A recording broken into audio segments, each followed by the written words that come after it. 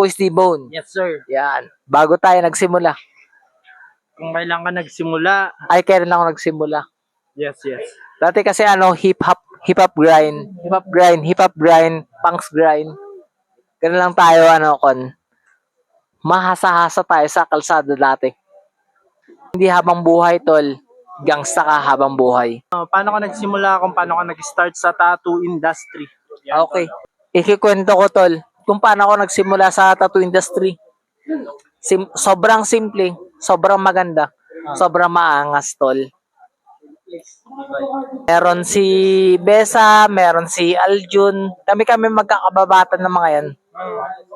Nauna ako ng konti sa industriya kila Aljun tsaka kay Besa. Bago ako pumasok, high school scene kami nun sa Ikuing Tattoo. Billy, ako, Aljun Chip Tattoo, ako nauna. Tapos ang idolism namin talaga is si Rajan, wala akong forte sa pagtatattoo eh. Pang all-in ka rin, no? Alam mo ang pinaka-gusto ko, D-Bone, tol. Ang gusto ko. Hindi kasi ikaw yung dapat magsasabi sa akin. Okay mga tol, ako si Kilabot Inc., ang Vice Presidente ng Sampil at may-ari ng Cloud Tattoo Product. Yes, sir. Okay. So eto nga tayo, nagsimula tayong magtato since 2016. Hanggang dati, nanonood lang tayo, nagkakaroon tayong idolo sa mga ganitong competition, hanggang sa may naman tayo sa drawing, so kaya may background tayong kahit paano. So ngayon, eto, tattoo artist na rin tayo. So, sa mga bago natin, sa mga newbie, so itong mga paraan natin para magkaroon tayo ng rate, kumbaga kung nasan na tayo, para doon natin malalaman kung saan tayo nare-rate na ngayon eh. So tulad niya, nasa newbie kayo, ilang buwan o taon, nasa non-pro, di ba? Dito natin malalaman kung nasang level na tayo. Kaya yung mga nahihiyang newbie natin, huwag sanang ganun sila kasi mas masarap mga banding yung mga tropa natin dito sa competition. Ito yung magiging natin, banding eh. Sa lahat ng mga tattoo artist, dito na lang tayo nagkikita-kita. So, di ba? Ito yung pinaka-banding natin. Kaya sana huwag kayong mahiya. Okay, mga utol, mga sir, sa lahat ng naka-follow kay boss natin. Ito yung Cloud Tattoo product natin. Ito yung Glide. So, tulad ng iba, meron tayong kakaibang ingredients na moisturizer with vitamin E. Tapos sa fragrance natin, doon tayo medyo nakakalamang. Pero sa mga ibang produkto naman natin, yung stencil solution natin. So, marami tayong mga produkto like stencil remover, tattoo aftercare. Okay? So, yun lang. Try nyo para malaman nyo. Nag-start ako nung since lockdown. Doon ako Anong year yun, boss? 2019. Ngayon, doon ako nag-start. Kasi nawalan ako ng... Nagsimula ako sa construction ngayon. Wala nang pasok. Siyempre, total lockdown. Kaya nag-try akong magtato. Kasi may background din ako sa pag-drawing. Kaya yun. Simula ako sa pautang hanggang sa nung nag-open yung pagpasok yun, doon ko na tinuloy-tuloy yung pagtatato. Kinahiligan ko realism talaga kasi yun talaga yung pinaka-gustong-gusto ko sa lahat. Dinanas ko din yan mapanghinaan ng loob. Pero ngayon nandito ako sa ma-advise ko lang huwag sana sa inyo mismo manggaling yung mahina kayo. Kailangan lagi nyo isipin malakas. Kahit na alam nyo wala pa kayo ibubuga, huwag kayong mahiya kasi kung sa inyo mismo manggagaling yung hina, paano nyo pa magagawa yung mga gusto nyo? Kailangan sa inyo muna bago sa ibang tao. Yung realism ni Utrad, newbie. Pero ano yung pinaka-gusto mo doon? Realism. Newbie no? Realism talaga. Realism. So, ako na bala. Shoutout sa Team Cloud Tattoo Product. Yan, solid yan. Tsaka sa Team Artec. Yes, sir. At Team Yabmat. Boom. Ako nga pala si Wig na Buga Artwork. Simula lang naman tayo sa sa maliit lang na bagay na. Siyempre, ano lang, parang nag-start tayo sa maliit na business ng printing sa t-shirt, tapos ngayon nandito na tayo, isang tattoo artist. So, gaya ng iba, sinusubukan natin lahat ng klase ng art. Sa painting din, mga ganun. Tapos ngayon, medyo nakafocus ako sa skin kasi yun ang passion ko ngayon magtattoo.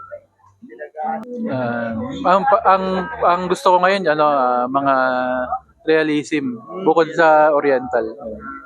Na-try ko rin naman yung mga ibang style pero yun ang mas napili ko, yung dalawang yun. Try lang muna nila, at least syempre sa una mahirap talaga. Pero kung hindi naman kasi nila susubukan, di ba? Hindi nila malalaman. Parang gano'n. Trust the process na, sir.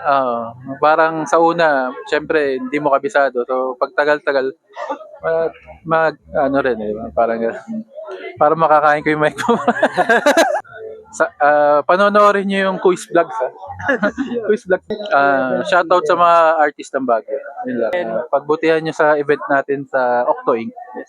Yun nga pala yung darating natin na Baguio seminar sa DOH. Yun, yung mga artist na wala pang DOH, abangan nyo yung seminar natin sa next month, November. Nag-start ako noong 2019. Bago ako mag-start, nagpatattoo muna ako. Ngayon, habang tinatatuan ako, sabi ko, parang kaya ko rin to. So, yun. That was 2018. Then, so, around January 2019, doon ako nag-start. Kasi nainganyo na ako Sabi ko, parang okay yung kitaan dito Parang gano'n. Kasi dati, parang, wala akong idea Akala ko, parang barya-barya lang. Pero tangina nagtula ako. Pero nung nakita ko yung mga presyo, nalaman ko, oh shish, pwede palang magano dito pwede palang. So yun yung nagtulak sa'yo na na maging isang ganap na tattoo artist ngayon. Oo, yung income, pero syempre may passion na rin kasi tayo sa pagdodrawing. So hindi lang siya purely Income. income. passion. Pero may na kasi tayo, may background na, kumbaga, may edge na. Sabi ko, parang kaya ko rin to. So, yun, sinubukan ko, okay naman. Mga 5 years na. 5 years. Sa 5 years mo na yun, ano yung mga paborito mong gawin bukod sa... pinaka-paborito mong gawin bukod nung nagsisimula ka hanggang ngayon? Ano yung pinaka-paborito mong gawin? Dati sinubukan ko kasi kung ano-anong style. Sinubukan ko lahat ng style. Ngayon, ang pinaka nagustuhan ko talaga is black and gray. Black and gray. Ano naman yung nagustuhan mo sa black and gray na wala sa ibang forte like realism or colored tattoo or pointillism? Ano yung na-enjoy mo sa black and gray? Black and gray kasi kasi ako parang black and white person. Parang black and gray kasi sa akin parang mas siya, parang mas dramatic, parang mas saka when it comes to longevity, parang mas okay yung black and gray. Yun. Subukan nyo lang sumali. Kasi pag sumali kayo sa competition kasi parang may inspire kayo. Lalo na pag nakita nyo yung mga ibang artist na magaling. Kumbaga may inspire sila Mas gaganahan silang alam mo yun, mag-tattoo.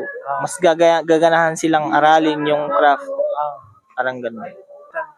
Pinaka hindi ko makalimutan, bukod sa nagpa-pass out, may isa, talagang hindi ko siya makakalimutan man. Nautot siya man.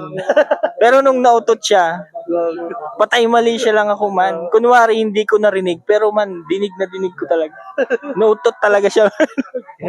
Tapos, syempre, bago ako mag-react, hinintay ko munang siya yung magsabi na sorry, nautot ako. Yun nga, hinintay ko muna siya na ay man, sorry, nautot ako.